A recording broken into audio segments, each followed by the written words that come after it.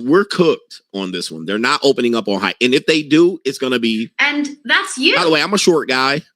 And one of the things about being a short man, this is why I have a big chip on my shoulder. That was chest and shoulder mixed up. My shelf. One of the reasons I have a chip on my shoulder is I have to always protect myself. And I've always had to protect myself since I was probably in my mid-20s all the way up until my 40s. The reason why I had to have a chip on my shoulder is because I was often seen as, and many of you guys can relate to this, as you're the guy that I'll kind of settle for. You're handsome, you're smart. Okay, I wasn't the first pick, right? I wasn't the guy. I wasn't fine. I wasn't the dude, with the dreadlocks and the goatee, 6 foot tall, 5'11", whatever it is. I wasn't that guy where they go out at night to go seek out. I was the guy that when they sobered up and they got ran through and nutted in, then they were like, maybe you can do, you're a good guy out. Hey, handsome. So I have to have a chip on my shoulder in the marketplace as to where men think, well, I can't get any women. That was never the problem. My problem was women tended to target me as the fallback. I always got targeted. I was good enough. All right, well, you're great. You're wonderful. You're a diamond in the rough. But what were you doing previous to me? Okay, dealing with them niggas, that 1% guy type shit. And then once that didn't work, I was the one they pivoted to, the cleanup guy. Clean up on aisle 7. Come bring your mop and your motherfucking Arm & Hammer and your motherfucking bring all that shit. Mop this shit up.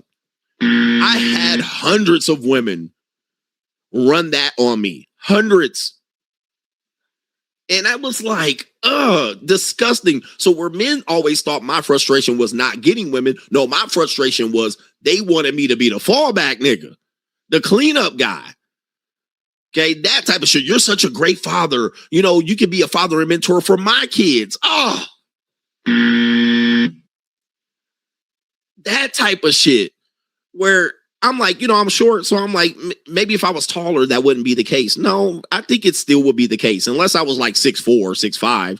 Even if you were taller, I still have the persona of being that type of guy. I'm not that type of guy that type of putting pressure on type of woman. So with that being said, a lot of men are that guy. And because they are aware that they're type of guy, they have a chip on their shoulder. They have a chip on their shoulder because they're constantly targeted by women that are like, okay.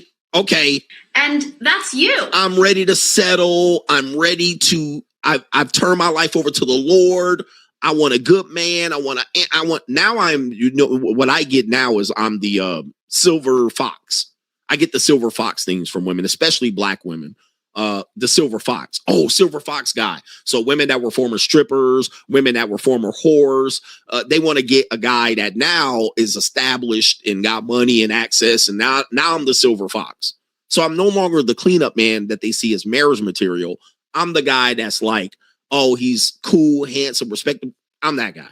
So the skeezers target me as a silver fox. So my problem was never not having the ability to get women. My problem was these women saw me as a big, fat, juicy target.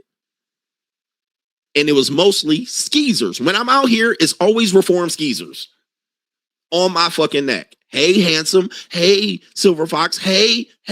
Like, oh my God, get away with that bullshit. Stop calling me that. I don't want to be no, bitch. If you ain't 24 or younger, leave me alone with this shit, because what they're doing is trying to dump their bullshit right in my lap. Or it'll be some bitch that had a drug habit. She cleaned her life up, but she looking for extra space. I need a mentor, somebody to get the fuck out of. Nope.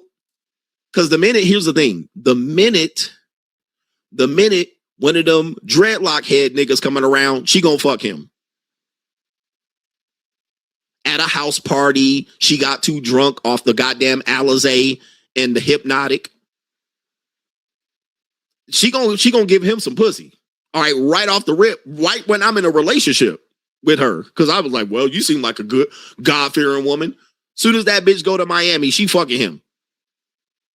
While I'm with the relationship with her. And I know this for a fact that she's going to do it. Because she always gonna be hanging out at house parties or around these niggas. All right. But I don't, I've been there, done that. I don't want him. Nope. Soon as that motherfucker be on that tequila, soon as that motherfucker be taking the motherfucking lemon drops, she out there fucking. And I know this. Yeah, the nigga said raw. Nutted in her mouth, teeth, and her gums. And I'm be sitting there like, and she be like, well, you got to understand, it was just a fuck. We were just hanging around and I just fucked them. It's not that big of a deal. But I really like you. You're really a great man. You're such a good man. All right. I really like you. It was just the weekend. It was just the Alizé. It was just a hypnotic that got to me. Well, okay. It was just a fuck. All you did was fuck, huh? All right. Well, I guess.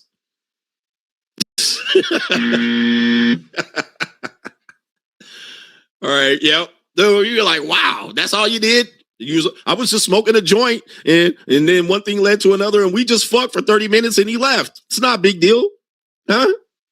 You want me to block his number? You want me to delete his page?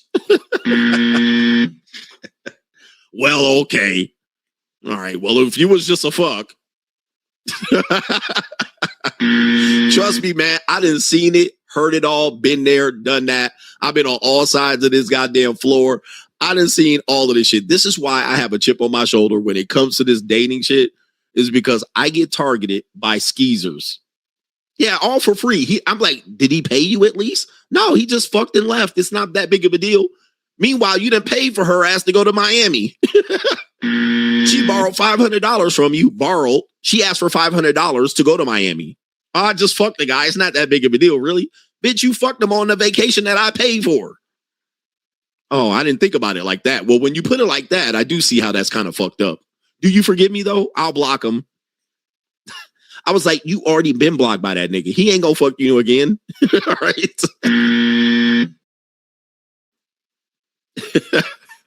You're sitting there like, wow. So there's a lot of men like this. And when they express themselves, they can't express it like I express it. But that's part of the problems in dating, is that there's a bunch of these men that know they're being used as a target by reformed skeezers and women that push the dating relationship to the brink, right? They push their fun years to the fucking brink. And that's you. And they're like, oh, all right, look at this guy right there. Take him. He's not that bad for an old short guy. He's good. Yeah, all right, I'll give him a chance. Fuck. And that's you. Single moms. Yeah. So a lot of men can't express the frustration is that they know they're being targeted by these leftover women. And these women are trying to do, and it's causing a logjam in the dating marketplace. It's causing a logjam. So much so that this woman even figured it out. Look, in 3 to 5 years, everybody will sound like CGA.